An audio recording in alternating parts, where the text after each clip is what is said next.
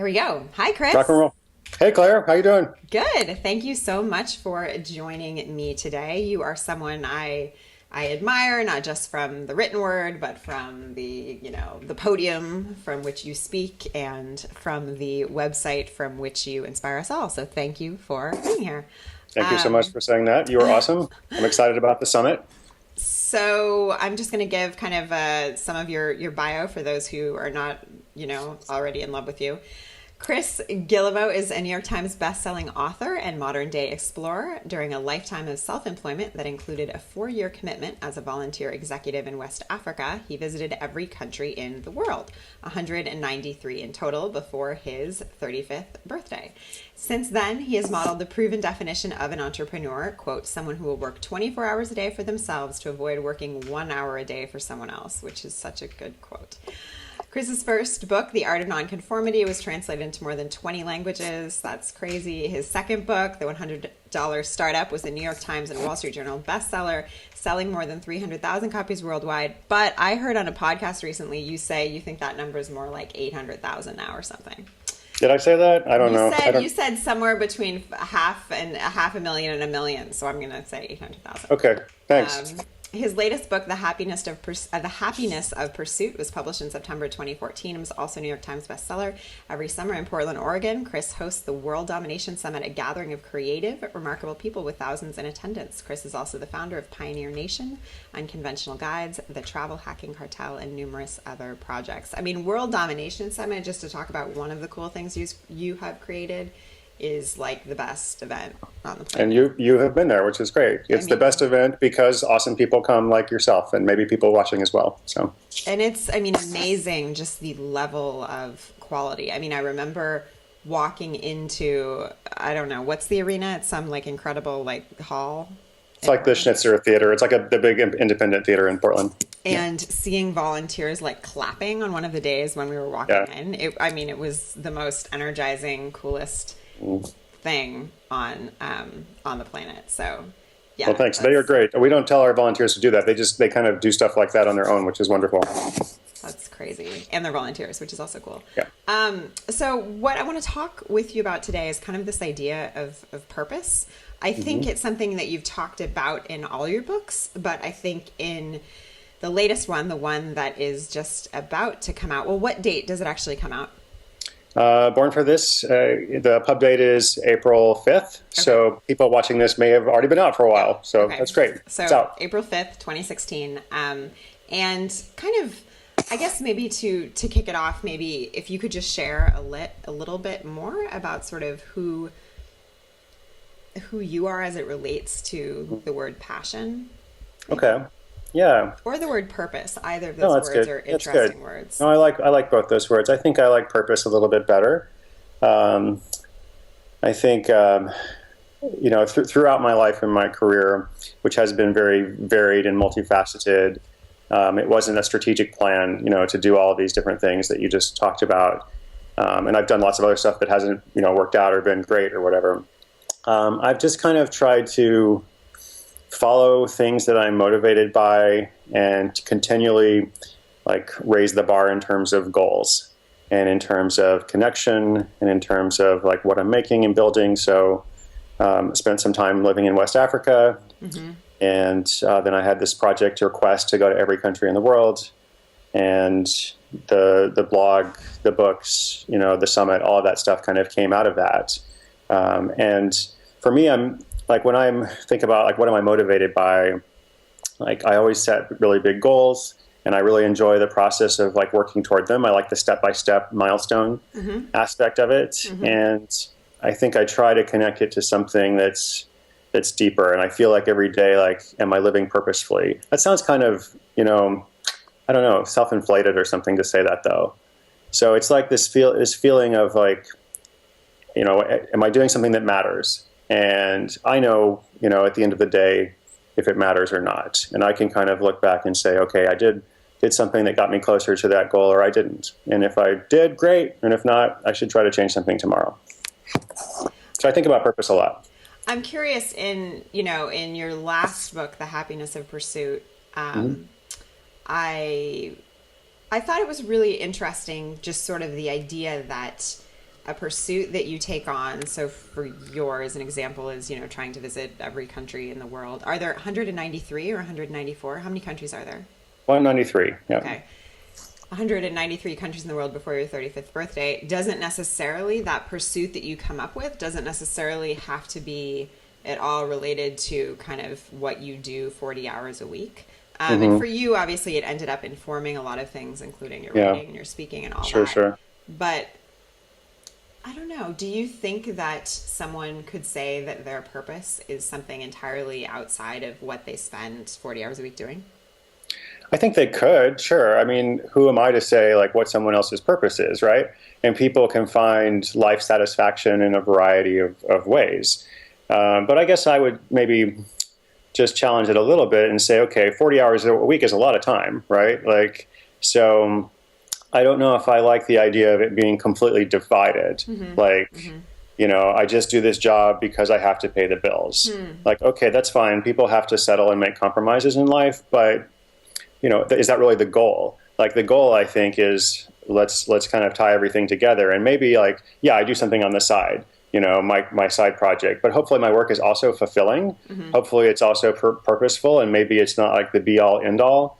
But, I guess for me, I've been interested in convergence and like I want to enjoy my life. And that includes my work because we spend so much time at work. Right. So can it be separated? Of course. But I think ideally, in the ideal world, you're doing something that matters in both your life at night and your work during the day or whenever it is you go to work. So tell me what you mean by convergence. Convergence for me is like the intersection of all these things that matter.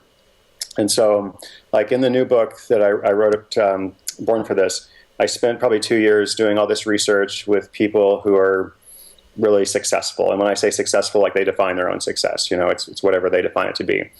And I saw that they had these three qualities in common. They all did something that they loved, and it was all financially viable. It was sustainable, so it wasn't just a hobby. And it was something that used a particular component of their skill.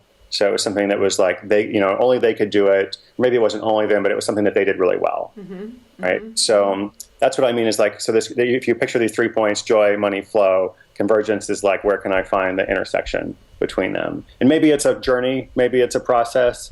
Like when I was 15, I delivered pizza, and that wasn't my life purpose, right?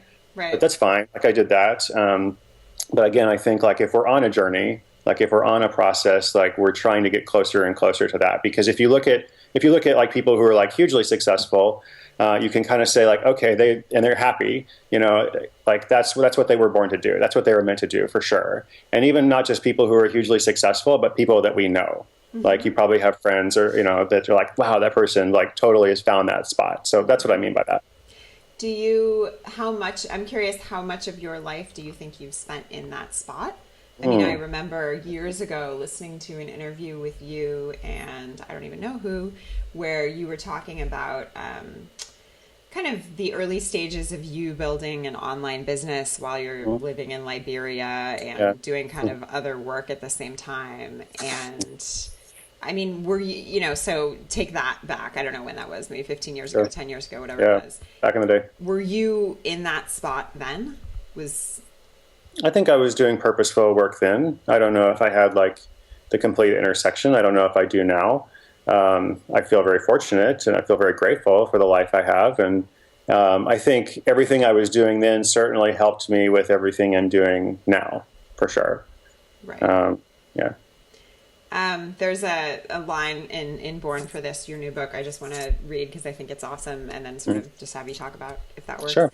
So you say, and this is something you just touched on, when talking to people who describe their dream job, I've noticed they tend to use very similar language. Phrases like this are common. Here's the first phrase. I feel like I've won the lottery. I can't believe I get paid for this. Another phrase. Don't tell anyone, but I like it so much I do it for free. Another one, work doesn't feel like work. It often feels like play. And even when it's hard, it's usually meaningful. I thought this was really interesting, and it reminded me of, so I was recently talking with Don Miller, about an Instagram post he had put up maybe about a year ago or something, because Don runs his own story brand. It's like a branding agency, for those who don't know. And he's obviously, you know, this crazy best-selling author, and he does that stuff also. And he's sort of been trying to work in his sweet spot, or whatever you can call it, for many years. And he put up this Instagram post, and maybe it was more than a year ago. And it was a picture of his desk in his office on Monday morning. And, you know, he said, you know, he had some amazing language, like work doesn't feel like work if, you know, if you don't, on Monday for me, it's great, whatever. I don't know what he said. Obviously it was like well written or something, not like I just said it. And I remember I was in a really rough spot in terms of work, and I was really just starting kind of the process of trying to figure out, what are all these decisions I've been making badly, and why have I been making them, and how can I get on track? And I remember crying, which is like dramatic or whatever. But I was telling him this, and he just kind of, it was this funny reaction, because I think that he, like many of these people that you talk to in Born for This, honestly sometimes don't get what it's like on the other side, or maybe they remember from their past. But when you're in that spot where you love what you do, it's hard to imagine being someone who has to wake up every day and do something you don't want to do. Right. Well, I think, you know, most of us at one point or another, we have had the soul-sucking job, or we've had something, you know, that we can kind of reflect on. And so a couple of points, you know, you mentioned the career lottery. Like, I feel like I've won the career lottery. And I think that's really interesting, because, you know, the actual lottery is not hackable. There's nothing you can do to like improve your odds in the actual lottery. Right? I mean, maybe there is. Oh, that's a great phrase, though. The actual lottery is not hackable. Right. But the career lottery is. So that's the thing. It's like there are specific actions you can take, and tips, and, you know, strategies and tactics that you can apply and actually see a market difference, whether you're working in a job, whether you're trying to change jobs or change companies, whether you're trying to go out on your own. Like, there are things you can do. And maybe it's not like from Monday to Tuesday. It's not like Monday you have the bad day and then Tuesday everything is perfect, for sure. But you know, I guess, like, and part of what I hope to do in books like Born for This, I'm not really talking about celebrities. I'm not talking about like people who have it all. I'm talking about just regular people, you know, who have had struggles, who have had mistakes and failures. And in fact, one thing I was really surprised by through all the research is that a lot of these people actually have made a lot of mistakes. And it's not like the more mistakes you make, the more successful you're going to be. But most of these people have not followed a linear path. It's not like they knew, like, this is what I'm going to do with my life, and here's step one and step two and step two. Step three, they actually had lots of changes along the way. They kind of went back. They came to a fork in the road. They chose one path. It didn't work out. And then they went back and did something different. So I think that's, I mean, to me, that's interesting. And to me, it's like, you know, how can we apply these lessons for ourselves? What can we do to get out of that place? But I kind of think about, like, that's a good point you made, because, you know, I also feel like that, like, my life is pretty good. I do what I love. I don't want to make people feel bad, you know, because of that. Hopefully, like, I want them to see, okay, how can I do this for myself in my own way, right? Well, and to not be like Claire, not be like Chris, but to, like, somehow, you know, I want to create this purposeful life, and I am dissatisfied now. Being dissatisfied is a great place to be, by the way. You know, it's if you're just kind of accepting the situation, that's not so good. But if you're like, yeah, like, I don't like this and I want to change, that to me is very positive. Well, and I would say in my own experience of seeing this, you know, Don Miller Instagram post on some random Monday, I think it was inspiring. I mean, I felt bad in the moment. I mean, whatever, right. I can cry at TV commercials, so let's not make too much out of the fact that I was like sobbing over the Instagram post. Yeah. But I mean, I was working at Twitter, which was a great job for a long time. And then it, right. you know, it was always a good job. There's not, I mean, right. It's not a bad, it was, you know, I can't fault the job. It was just, it was right. no longer me. And yep. it was evident in that. And yep. it was so, well, it was evident when I saw the post, but I don't think it was evident on a daily basis, which is kind of another factor, which is really interesting. Like what it takes people to kind of wake up sometimes. Sometimes you just know, but right. sometimes I don't think, I mean, from people you talk to, how much of the time do you think people know they're not in the right space and they're not in a space where convergence is happening? I think they have to have their own awakening. And like, I'm not trying to like inspire the awakening. I feel like there's already so many people that like are raising their hands and they're like, yeah, like I am the dissatisfied. I want some change. And those are the people who come to my work. Those are the people who are probably watching like these kind of interviews and this kind of summit. Like, you don't do this unless you're in a place of like, I want to make some changes, right? Because if you're like, everything's fine, like I don't need that. So I'm kind of preaching to the choir essentially, and not preaching to them, but I'm trying to like equip the choir basically. Like, the choir is like, hey, I'm ready to go out and do something, but I don't know where to go. And I'm like, well, let me show you, here's how other people have navigated these decisions. And maybe I can't tell you exactly what you should do, but we can probably get pretty close based on lots of other people like you who have gone through this, and provide some different options. And if we can expand your options, then that's great, because then you have more opportunity, more possibility. Obviously, you can make all your own decisions along the way, but the more opportunity you have, the better, right? Absolutely. So another thing you talk about in Born for This is this idea of flipping the script. Can you just explain what that means? So there are all these things that we've been told, that here's how life works, here's how your career works. And what I found, like, through this extensive research, is that a lot of these things are myths, essentially. And maybe they were true at one time, but they're not relevant now. Maybe they were never true. We'll take a couple of examples. There's this classic, entrepreneurial American advice about never give up, and how persistence is the most important quality of success. And, what I saw is like a lot of successful people actually give up on lots of stuff. And they actually like are willing to walk away from something that's not working out. They are willing to quit the good job, right? They are willing to like walk away from the business that's sort of working, but not really, to like get to something that's so much better. So they're not giving up on life or like their big vision, but they're absolutely willing to change, each step along the way. So that's interesting. Another one would be, we often look at role models, and like the role models that we look at are celebrities usually, or they're famous people, online, offline, they're business leaders. And so all this advice is kind of extrapolated, and they're like, okay, here's how Claire lives her day, and she's pretty happy. So if you just do what she does, then you'll have the same life or the same happiness or success. And it's often like in business, it's like, here's how you can be a manager like Mark Zuckerberg or something. And you're like, well, cool, Mark Zuckerberg, he's great, but he's got tens of thousands of employees. What he has to do is very different from what I have to do every day. Or, here's how to invest like Warren Buffett. Well, Warren Buffett has billions of dollars. Right. So maybe he's going to make different decisions, right? Maybe, just maybe. Right. And I know these articles are very popular, like online. Here's the 10 things to do, productive people do in the morning or whatever. But like, I really want to look and see, okay, what actually is, widely applicable, so that people can choose their own way, follow their own path, and not worry so much. Not worry like, if I check my email in the morning, am I a bad person, right?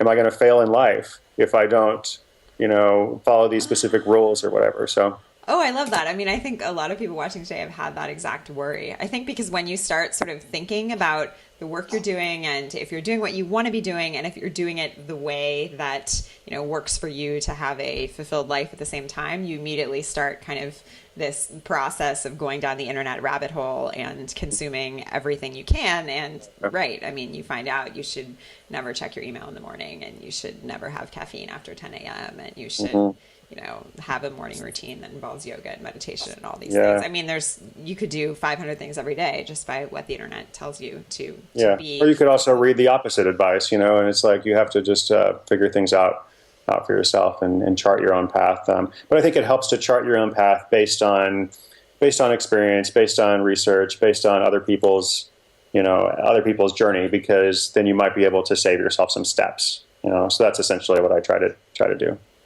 Do you think when you look back at your own path, do you think you've learned the things you have from other people, or from reading, or just from doing stuff? Well, I think mostly from doing stuff and just from experience.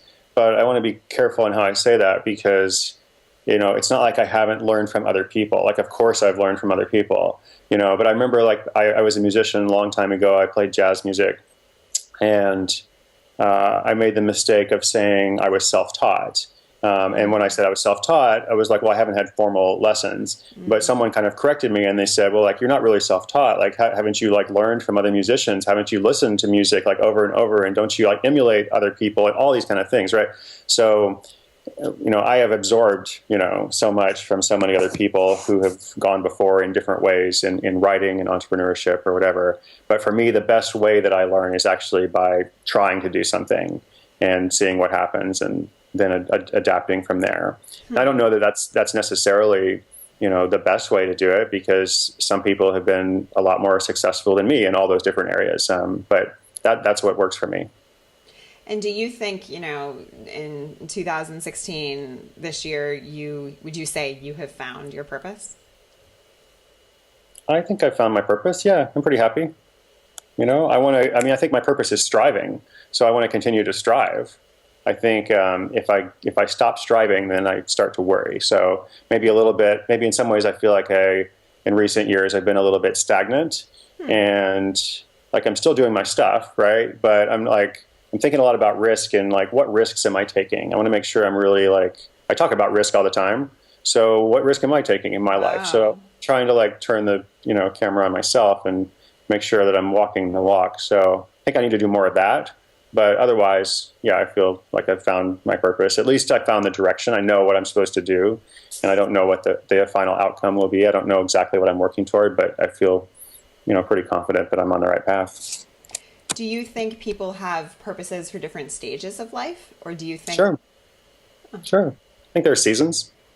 I think there's this great Steve Jobs quote about how, when you're trying to find your purpose or whatever, you can't always connect the dots looking forward, but you can connect them looking back, right? And the way he says it is you have to trust that the dots are leading you to this bright future or purpose or whatever.